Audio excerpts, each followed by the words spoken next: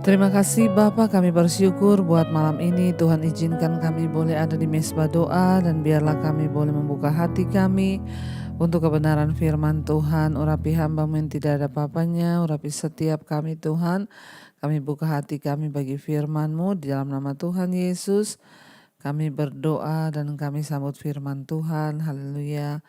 Amin, amin, amin. Iya, shalom saudara, kita berjumpa kembali di mesbah doa malam hari ini. Saya percaya kita semua dalam keadaan baik, sehat dan juga luar biasa.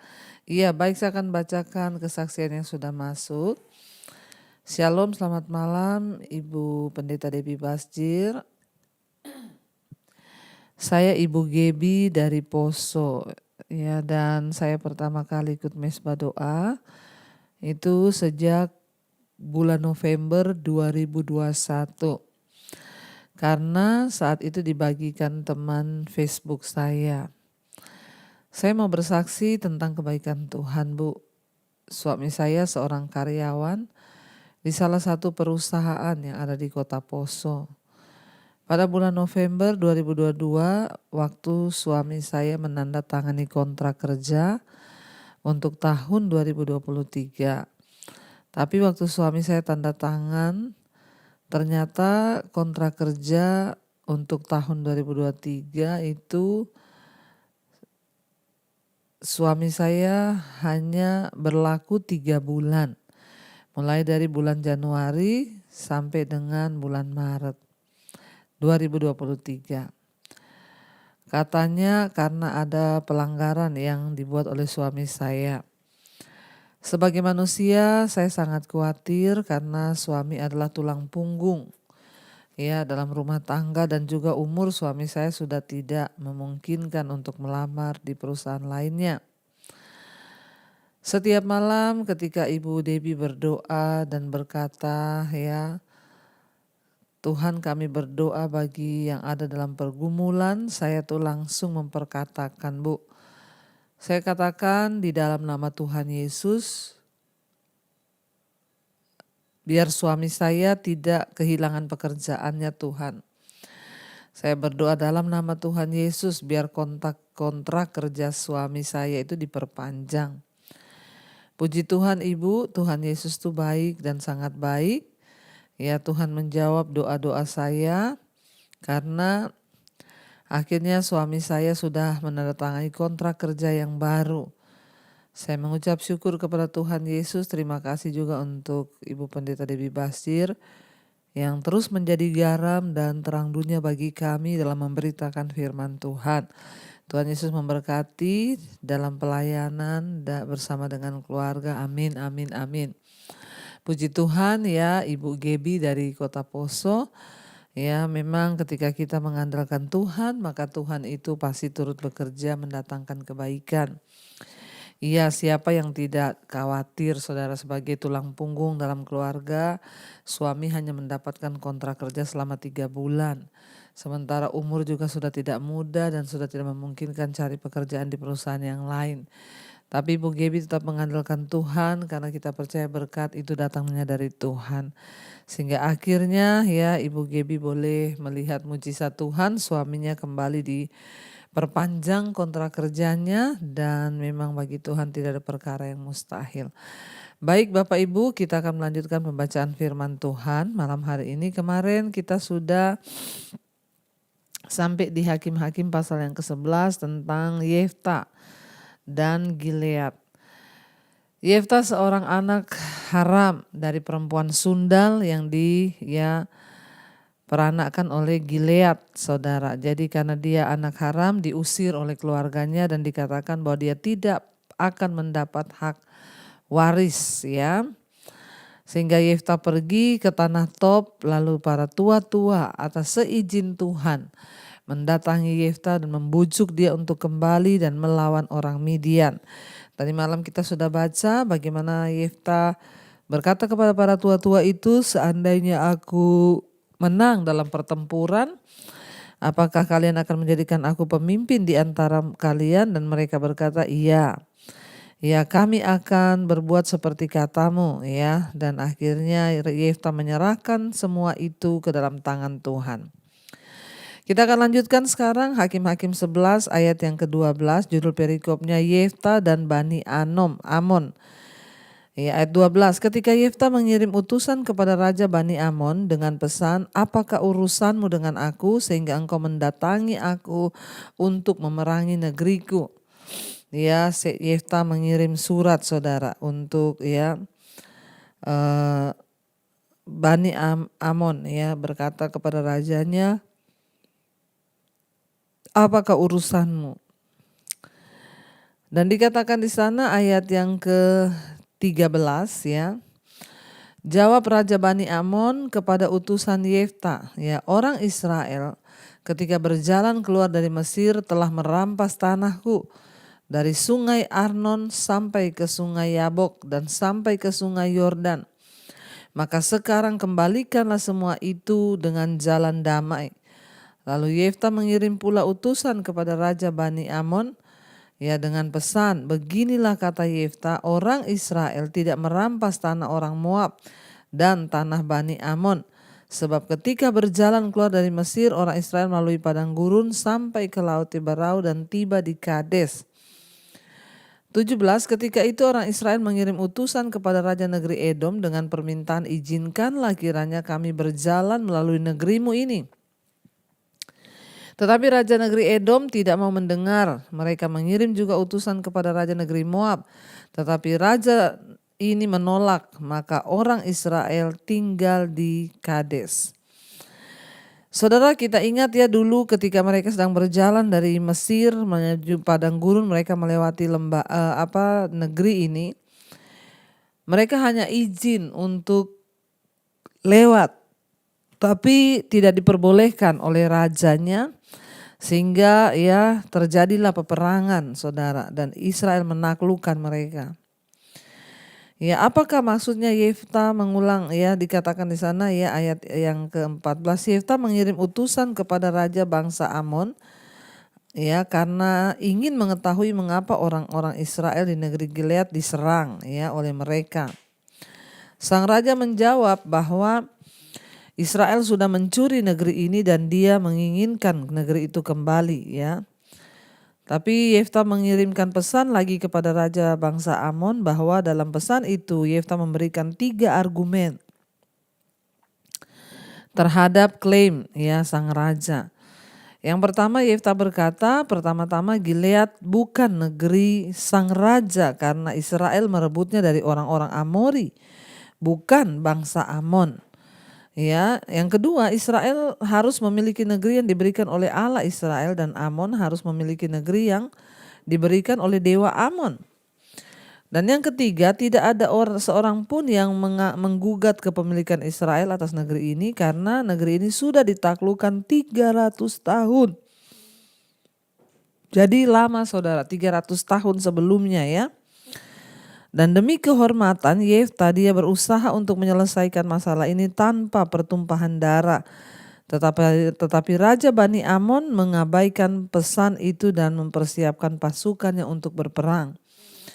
Jadi kita melihat Yefta berkata, ya dulu ketika kami lewat ya dan melewati raja negeri Edom tidak mau mendengar, mereka mengirim juga utusan kepada negeri Moab tetapi raja ini menolak, maka orang Israel tinggal di Kades. Kemudian mereka berjalan melalui padang gurun menempuh jalan keliling tanah Edom dan tanah Moab lalu sampai ke sebelah timur tanah Moab, maka berkemahlah mereka di seberang sungai Arnon dengan tidak masuk ke daerah Moab, sebab sungai Arnon itulah batas daerah Moab.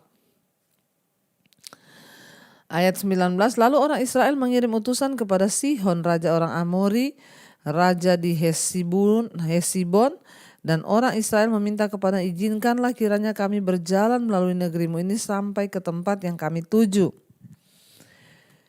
Ayat 20, tetapi Sihon tidak percaya kepada orang Israel yang hendak berjalan melalui daerahnya itu. Maka dikumpulkannya seluruh rakyatnya, ia berkemah di Yahas lalu berperang melawan orang Israel. 21, tetapi Tuhan Allah Israel yang menyerahkan Sihon, ya dikatakan di sana, dan seluruh ya rakyatnya ke ke dalam tangan orang Israel, dan mereka dikalahkan hingga orang Israel menduduki negeri kepunyaan orang Amori penduduk negeri itu.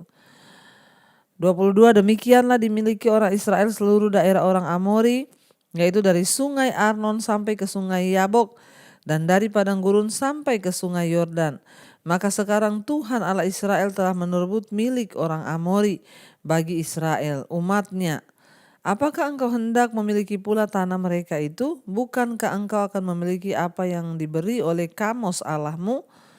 Ya, dan demikianlah kami memiliki segala yang direbut bagi kami oleh Tuhan Allah kami. Ya, jadi saudara, ya, Raja Amon itu berusaha merampas negeri itu, padahal itu bukan negeri miliknya. Ya, dan dia ingin mendudukinya, meminta Israel menyerahkannya. Dan ya dikatakan di sana ayat 24, bukankah engkau akan memiliki apa yang diberi oleh Kamos Allahmu, Allah huruf kecil. Ya, Yefta mengingatkan mereka bahwa kamu itu punya Allah seperti kami juga punya Allah, Allah orang Israel. Allah orang Israel lah yang menyerahkan negeri milik pusaka untuk mereka, dan kamu ya silakan minta kepada dewamu, ya, kepada Allahmu. Demikian dikatakan oleh Yefta saudara kepada mereka. Ayat 25, lagi pula apakah engkau lebih baik dari Balak bin Sipor Raja Moab? Pernahkah ia menuntut hak kepada orang Israel atau pernahkah ia berperang melawan mereka? Ketika orang Israel diam di Hesibon dengan ya segala anak kotanya, di Aroer ya dengan segala anak kotanya dan di segala kota sepanjang kedua tepi sungai Arnon selama 300 tahun. Mengapa pada waktu itu engkau tidak melepaskan kota-kota itu? Ya, jadi aku tidak bersalah terhadap engkau, tetapi engkau berbuat jahat terhadap aku dengan berperang melawan aku. Tuhan hakim itu dialah yang dialah yang menjadi hakim pada hari ini antara orang Israel dan Bani Amon. Tetapi Raja Bani Amon tidak mendengarkan perkataan yang disampaikan kepadanya oleh utusan-utusan Yefta. Kita melihat di sini saudara, rajanya tidak mau peduli, aku mau ambil negeri itu. Jadi sudah selama bertahun-tahun bahkan 300 tahun Israel memiliki banyak ya tanah yang diberikan Tuhan, dan hari ini ada orang yang ingin merebut itu. Israel juga sudah memiliki banyak hakim untuk memimpin mereka, tetapi Yefta mengakui Tuhan sebagai hakim yang sejati bagi bangsa itu dan satu-satunya oknum yang benar-benar memimpin mereka untuk menolong mereka menaklukkan semua musuh-musuh mereka. Ya, keluar dari mulut Yefta yang berkata Allah adalah hakimku. Ya, dan di sana dikatakan saudara, ya, ketika dia percaya bahwa Allah adalah hakim, maka Tuhan turut bekerja. Jadi kita lihat di sini dalam hukum Allah, nasar atau janji kepada Allah yang tidak boleh dilanggar. Nasar sama kuatnya dengan perjanjian tertulis. Banyak orang membuat nasar pada zaman Alkitab, saudara, ya. Beberapa nasar itu seperti nasar Yefta merupakan nasar yang sangat kokoh. Kalau kita lihat tadi, ya, bahwa ya Tuhan itu melihat bahwa Yefta itu sanggup untuk melawan dan Tuhan memilih dia sehingga Yefta itu bernasar, saudara. Ya, karena Raja Amon tidak mau mendengarkan omongan Yefta.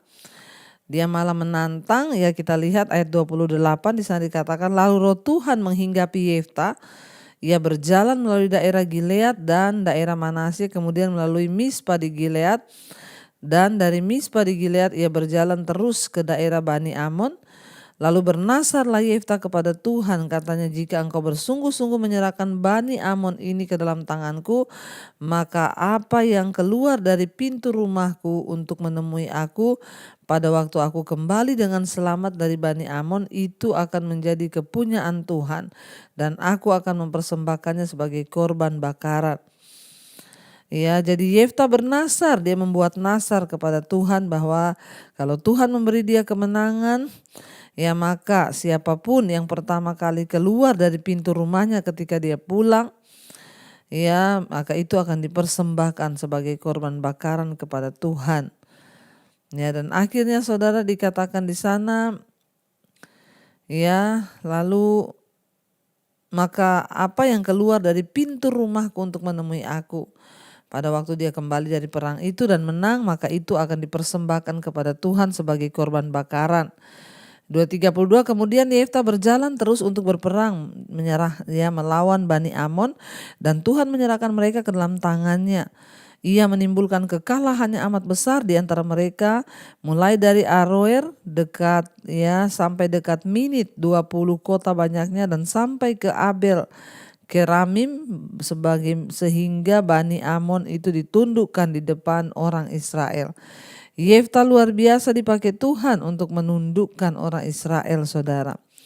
Ya, dan kita melihat di sini ya, dia bernasar kepada Tuhan. Lalu ketika Yefta pulang ke Mispa, ke rumahnya, tampaklah anaknya perempuan keluar menyongsong dia dengan memukul rebana serta menari-nari. Dialah anaknya yang tunggal, selain dari dia tidak ada anaknya laki-laki atau perempuan. Jadi Yefta itu cuma punya satu anak. Nah, dia sudah bernasar bahwa kalau nanti dia menang dalam pertempuran, dan siapapun yang pertama keluar menyongsong dia, maka itu akan diserahkan untuk menjadi korban kepada Tuhan. Ya, saudara, di sini kita lihat bahwa ya, Yefta membuat nasarnya, ya, tidakkah dia berpikir sebentar bahwa bisa saja seseorang yang keluar, bukan kambing dan domba yang akan keluar menyambutnya. Jadi para ahli itu memiliki pandangan yang berbeda-beda mengenai isu ini. Mereka yang berpendapat bahwa Yefta mempertimbangkan kurban manusia itu memberikan argumen-argumen berikut. Yefta itu berasal dari daerah tempat agama kafir dan kurban manusia lazim dilakukan dalam pemandangannya. Hal itu tidak nampak sebagai dosa. Ya, yang kedua juga pandangan yang berbeda. Yefta mungkin tidak memiliki latar belakang yang mengenal hukum agama. Barangkali dia tidak mengetahui perintah Allah yang menentang kurban manusia.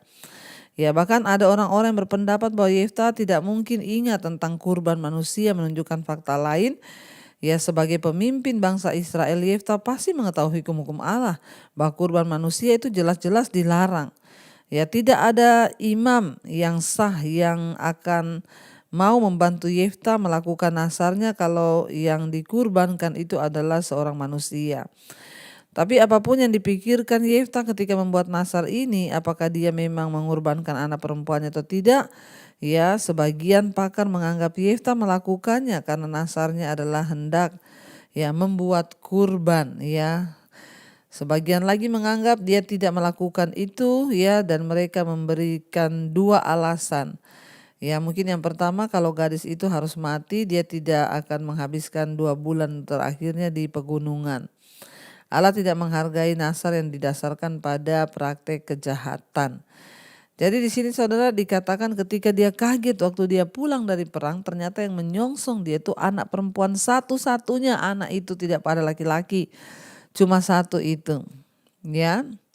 Anaknya menari-nari dengan memakai rebana menyongsong dia karena kangen bapaknya pulang perang. Ya, ayat 35, demi dilihatnya dia dikoyakkannya lah bajunya sambil berkata, "Ah anakku, engkau membuat hatiku hancur luluh, dan engkaulah yang mencelakakan aku.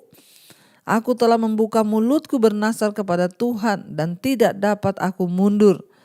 Tetapi jawabnya kepadanya, "Bapa, jika engkau telah membuka mulutmu bernasar kepada Tuhan, ya, maka perbuatlah kepadaku sesuai dengan nasar yang kau ucapkan itu, karena Tuhan telah mengadakan bagimu pembalasan terhadap musuhmu, yakni Bani Amon itu."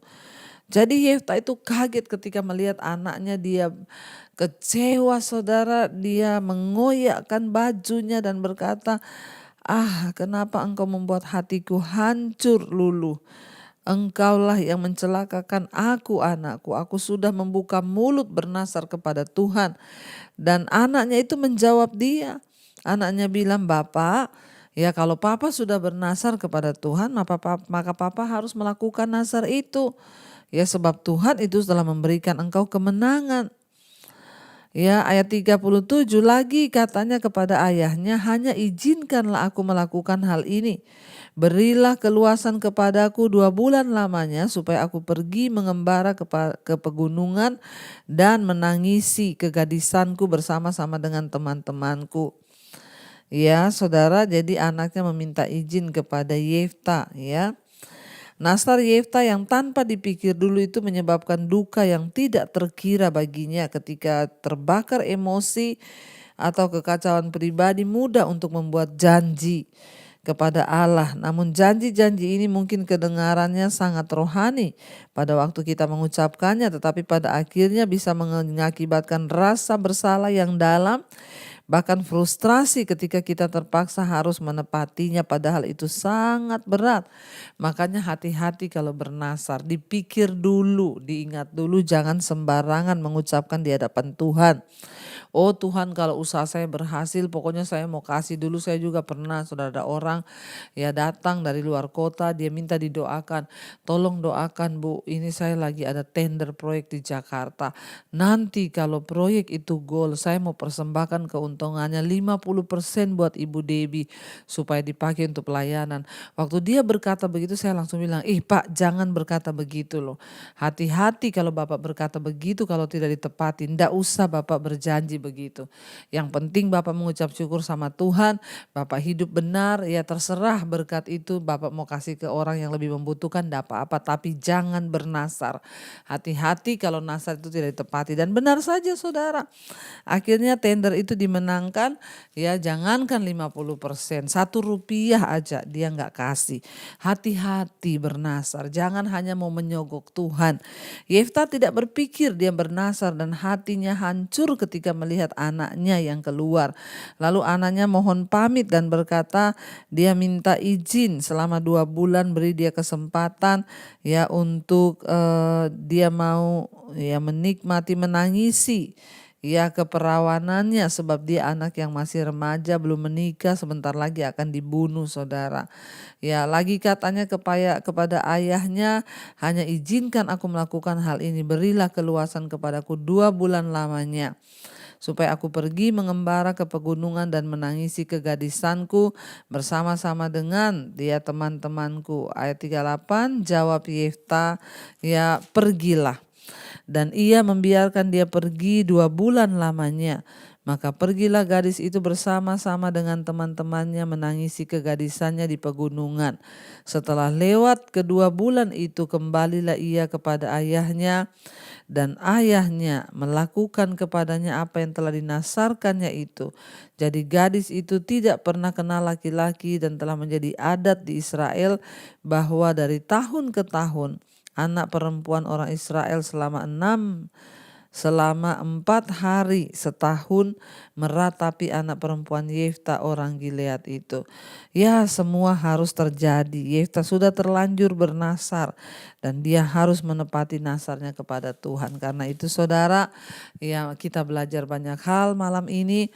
Hati-hati kalau bernasar, jangan sembarangan terpancing emosi yang akan membuat kita menyesal dengan nasar kita. Mari kita tundukkan kepala, kita berdoa. Terima kasih Bapa, malam ini kami belajar banyak dari firman Tuhan bahwa ketika kami berdoa, bergumul, kami tidak mau sembarangan bernasar, sebab nasar itu harus ditepati. Biarlah kami belajar satu hal dari Yefta malam ini, dia adalah seorang yang berkomitmen mengasihi Tuhan sekalipun berat. Ya mungkin hari ini Tuhan gak minta kita membunuh anak kita. Tuhan tidak meminta kita melakukan sesuatu yang terlalu besar ya nilainya. Tapi mungkin Tuhan minta waktu kita hari-hari ini untuk sungguh-sungguh mengasihi Dia. Tuhan minta ya kurang-kurangilah waktu olahragamu untuk engkau mencari Tuhan. Kurang-kurangilah apa yang membuat engkau senang dan mulai mempersembahkan itu buat Tuhan. Mungkin Tuhan minta hari ini kurang-kurangilah engkau shopping, beli tas mewah, beli tas mahal untuk dirimu sendiri. Mulailah melihat pekerjaan Tuhan untuk engkau mulai belajar menabur. Saudara, ya apapun yang berharga kita belajar dari Yefta. Dia persembahkan yang terbaik sekalipun dengan hati yang hancur. Ya, tetapi dia akhirnya memberi dan menepati nasarnya kepada Tuhan. Karena itu hari ini Mari kita sama-sama berdoa.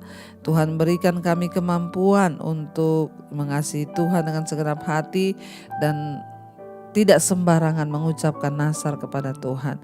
Berkati setiap anak-anak-Mu yang setia mendengarkan Mezbah Doa, biar iman kami bertumbuh, kami menjadi pelaku-pelaku firman, mengejar perkenanan Tuhan. Yang terikat dosa Engkau lepaskan, Engkau pulihkan, yang sakit Engkau sembuhkan. Kami berdoa juga Bapa untuk bangsa kami Indonesia, lawatan Tuhan terjadi, keamanan ketentraman turun atas Indonesia agar nama Tuhan dimuliakan. Kami berdoa juga Bapa, kami percaya Kau memberkati Tuhan untuk Bapak Presiden Jokowi, berkati dalam pemerintahannya. Indonesia terjadi hujan pertobatan sehingga nama Tuhan dimuliakan. Kami berdoa untuk semua bangsa-bangsa di 5 benua, Asia, Afrika, Amerika, Eropa, Australia. Tuhan memberkati agar sungguh-sungguh juga boleh memuliakan nama Tuhan. Terima kasih Bapa, kami membuka hati dan tangan kami malam ini untuk menerima berkat Tuhan. Karena itu saudara, diberkatilah engkau dalam hidupmu, diberkati rumah tanggamu. Turunlah kiranya berkat rahmat anugerah dari Allah Bapa, cinta kasih Tuhan Yesus Kristus, penyertaan Allah Roh Kudus turun atas hidup kita mulai hari ini bahkan sampai kali yang kedua. Tuhan Yesus datang menjemput kita, nama kita tercatat dalam kitab kehidupan. Dalam nama Tuhan Yesus yang percaya diberkati Tuhan, katakan bersama, amin, amin, amin. Tuhan Yesus memberkati. Shalom dan Immanuel saudara.